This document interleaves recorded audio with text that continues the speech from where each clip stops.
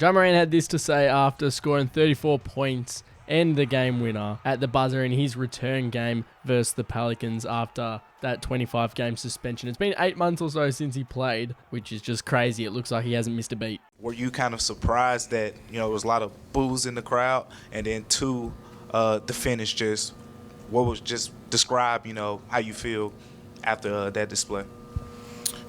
Yeah, to your first part with being surprised, I don't know. It's a lot of people that don't like me, so see what I got them. But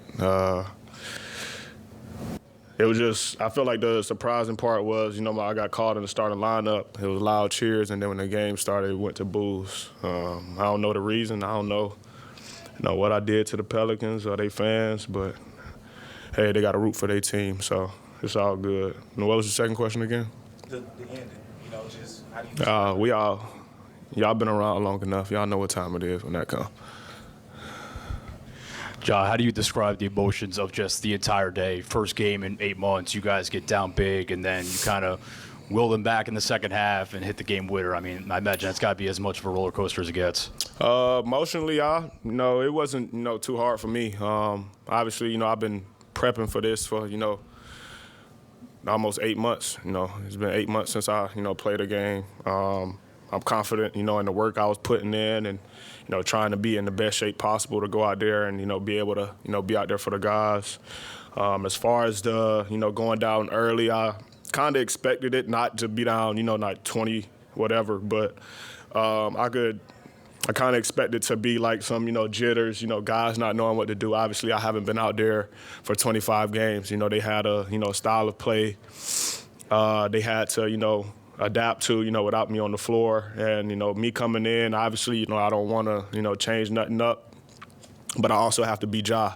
And I felt like, in that first half, I was just kind of, trying to figure out, the game. And then, second half, I pretty much in the locker room just told the team, stay together, that we can make a run. And, normally when, that happens, when you have a big lead, it's hard to keep it in the NBA. It's a game of runs, especially, with us being on the road. That's the extra chip, we have to play with. We got to bring a lot of toughness and energy. And pretty much said we was good. And, it showed, later in the game. Once we got going, got some stops, our offense started clicking, and we was able to come out with a win.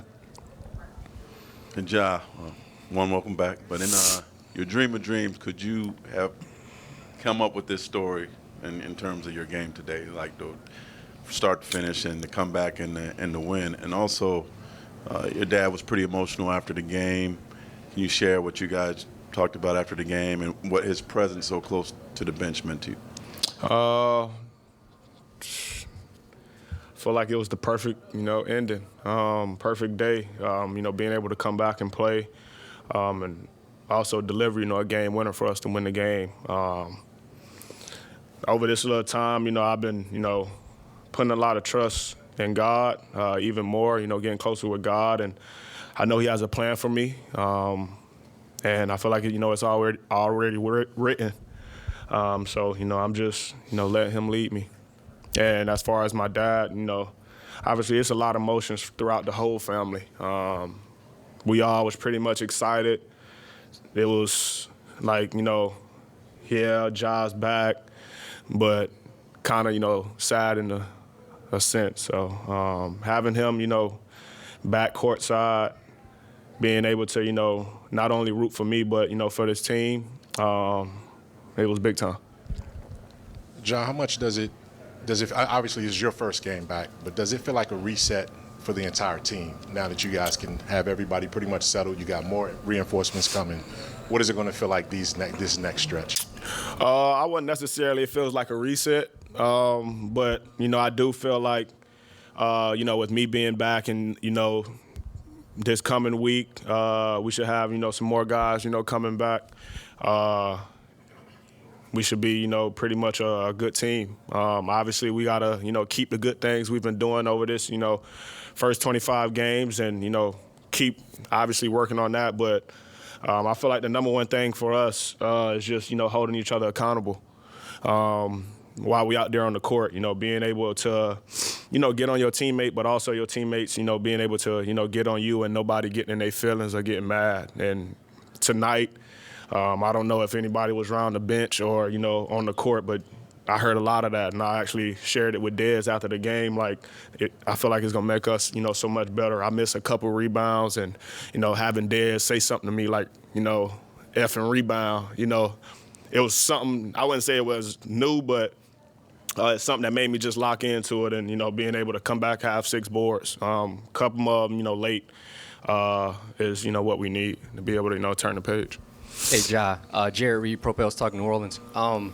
This summer, you sponsor a camp here in New Orleans. JT Thomas, he's from New Orleans. It's kind of ironic that you kind of have a game like that here. We already had this plan. Yeah. So as the schedule came out, he was the first person I text. So it's ironic that this happens today, and I was able to talk to your dad. I was able to talk to your uncle that was there at the camp. Your dad was pretty emotional speaking about you. Can you talk about the importance of having that team around you through this 25-game stretch of you not being able to play? Definitely been helpful. They showed me a lot of support. They got on my ass a little bit too, but I felt like it was needed. Not only during this process for me, but for them as well to obviously learn from me.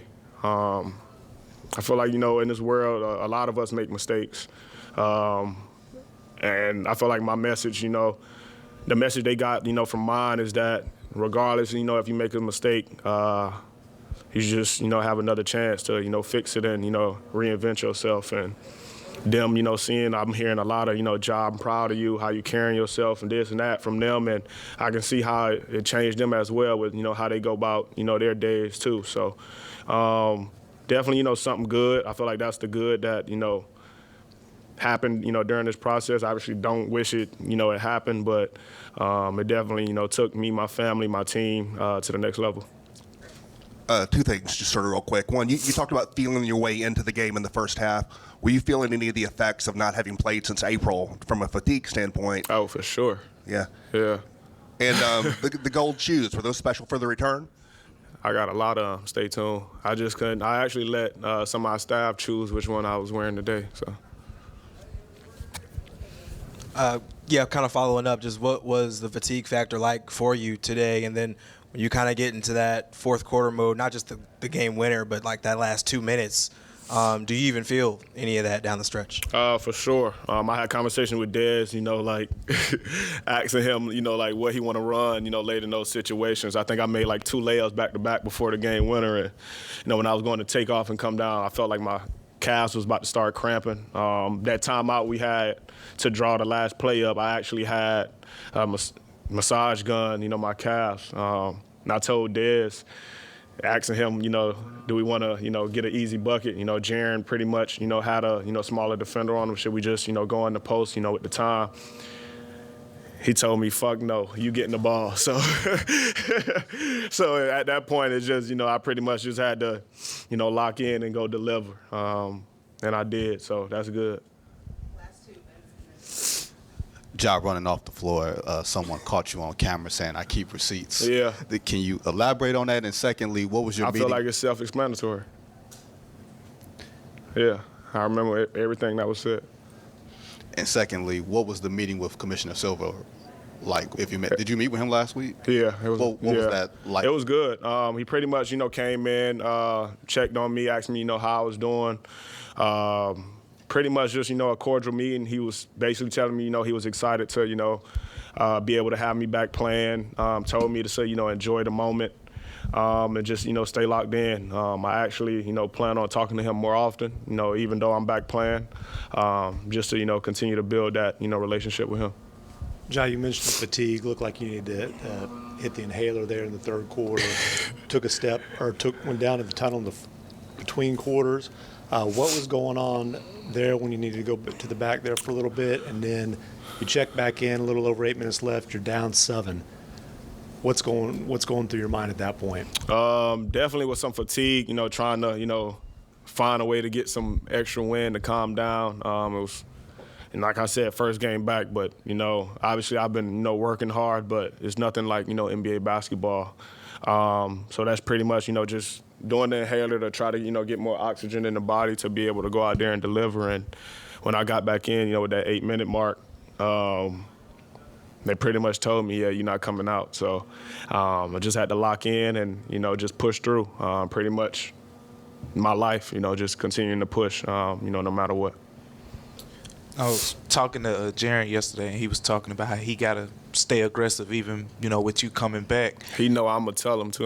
Yeah, exactly. That's what he said. And so for you getting assimilated, like with him and Dez, with the way they've been shooting the ball at the level they've been shooting it lately, what was that process like for you? Because I feel like, late in the game, like you said, you wanted to go to him in stretches. You had your moments. How were you figuring that out?